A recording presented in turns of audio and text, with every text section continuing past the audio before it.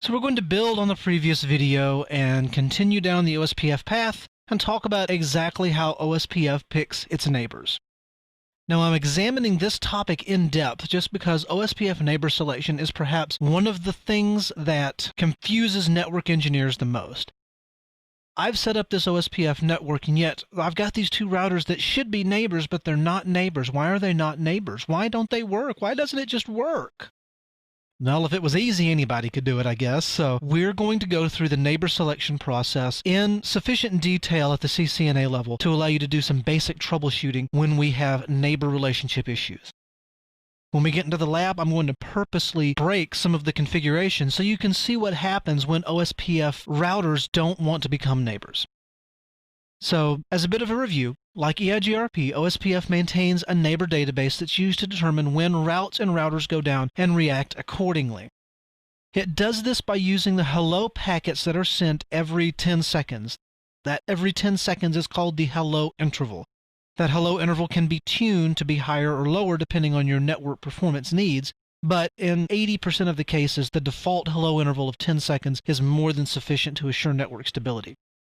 OSPF knows that a router is down when the dead interval expires. Now, the dead interval defaults to 4 times the hello interval, or 40 seconds. So essentially, if I am an OSPF router and I have not heard a hello packet from one of my neighbors in 40 seconds, then I know that guy's probably down. He's missed 4 hello packets in a row, and so therefore I'm just going to mark him as being dead. I'm going to recalculate my local link state database and route around this failure.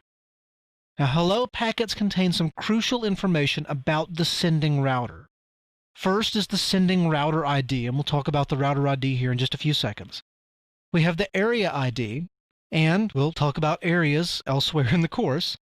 We also have the hello and the dead interval, that 10-second or 40-second timer that helps us to know when a router is up or down. We also have the router priority, which is used for DR or BDR election. We also have some information about the designated router and the backup designated router and other neighbors to this particular OSPF host.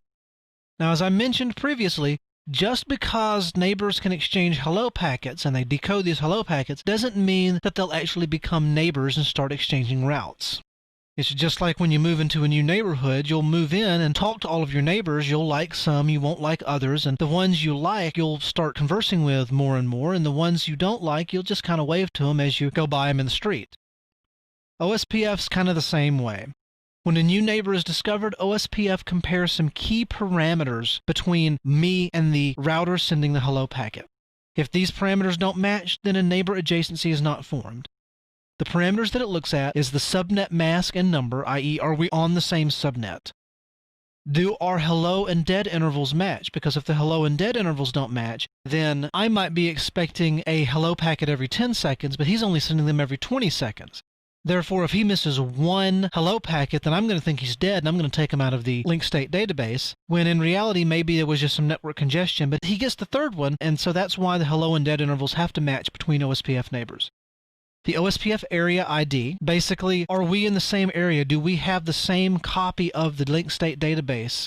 We also have authentication parameters, and OSPF authentication works almost identically to EIGRP authentication, so we won't actually implement OSPF authentication here at the CCNA level because, quite honestly, it's not covered on the exam.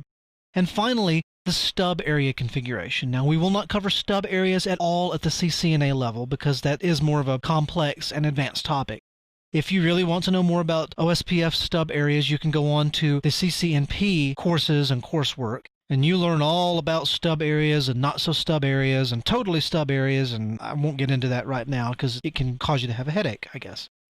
Now we'll pause with our discussion of OSPF neighbor selection right here, and we'll pick it up in the next video.